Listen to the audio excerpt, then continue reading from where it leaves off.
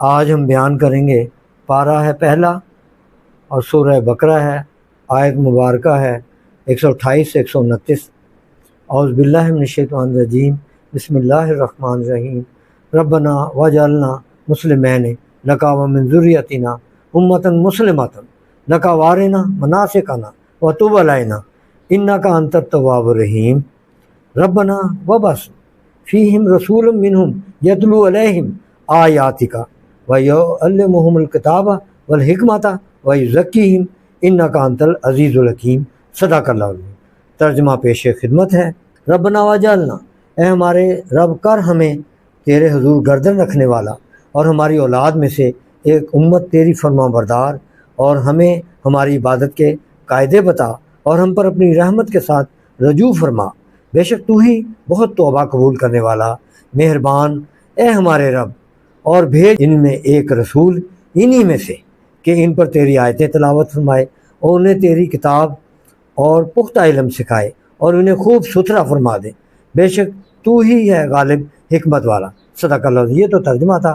اب اس کی شان نزول یہ ہے کہ وہ حضرات اللہ تعالیٰ کے مطیع و مخلص تو تھے ہی، حضرت ابراہیم علیہ السلام، حضرت اسماعیل علیہ السلام، پھر بھی یہ دعا اس لیے ہے کہ طاعت و اخلاص اور زیادہ کمال کی طلب رکھتے ہیں، ذوق طاعت سیر نہیں ہوتا۔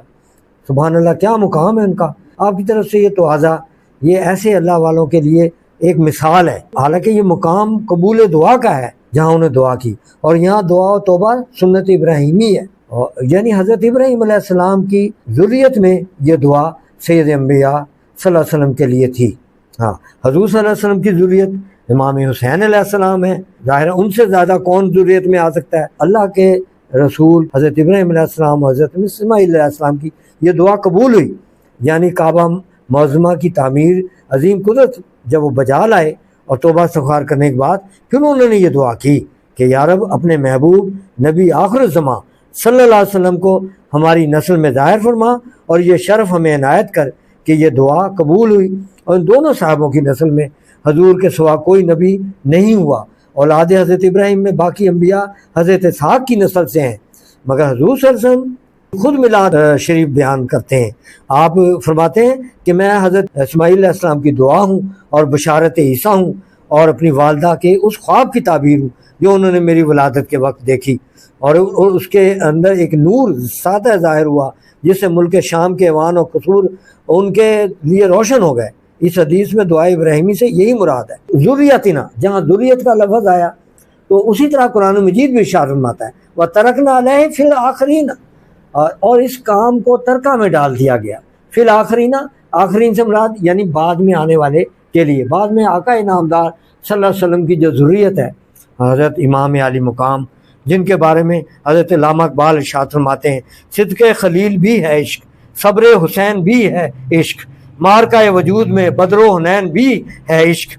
یہ عشق کی ہی بات تھی کہ آقا نامدار صلی اللہ علیہ وسلم حیات طیبہ میں اپنی ارشاد فرما گئے امام علی مقام کے بارے میں کہ جنہوں نے ان کے ساتھ دشمنی کی وہ میرا دشمن ہے، مجھے ان میں سے جنت کی خوشبو آتی ہے، یعنی یہ جنت کے سردار ہیں، فاطمہ کے لال ہیں، علی کے بیٹے ہیں، جن کی شان میں قرآن اترا، انگلی پکڑ کے حضور صلی اللہ علیہ وسلم کے ساتھ چلنا سیکھا۔ ایک عام آدمی، ایک ولی اللہ کی صحبت میں بیٹھنے والا کیا سے کیا بن جاتا ہے، تو نبی کریم صلی اللہ علیہ وسلم علی المرتضیٰ کا صاحبزادہ، ان کی گودوں میں پلنے والا کیا غلطی کر سکتا ہے؟ کیا اس کا مقام ہو سکتا ہے؟ کوئی اندازہ کر سکتا ہے اس کے زور بازو کا؟ نگاہ مرد مومن سے بدل جاتی ہیں تقدیریں، یہ تو ولی اللہ کے لیے ہے، مگر ان کا کیا عالم، کیا ان کا مقام کسی سے ڈھکا چھپا ہے؟ ایک طرف رحم ہی رحم مولا حسین اور دوسری طرف یزید کا ظلم ہی ظلم۔ آپ نے لوگوں کو ایک آواز مارتے خانہ کعبہ پہ جب آپ آئے تھے تو آپ کے لیے ایک آواز مارتے دنیا ٹوٹ پڑتی، مگر آپ نے لوگوں کو خون خرابے سے بچایا۔ یہ ہے رحمت اللہ عالمین کا نواسا۔ آپ نبی کریم صلی اللہ علیہ وسلم نے فرمایا نصف دھڑ حسن ہے اور نصف دھڑ میرے حسین ہے۔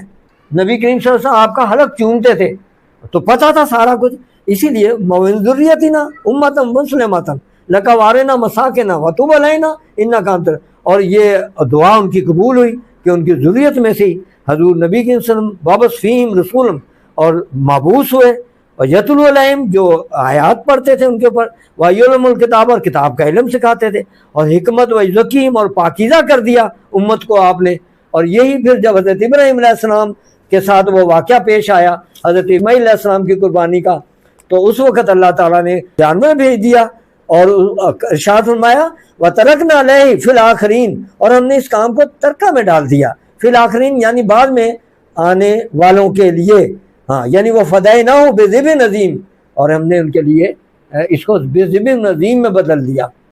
وآخر دعوانا الحمدللہ رب العالمین والصلاۃ والسلام علیک یا خاتم النبیین، صدق اللہ۔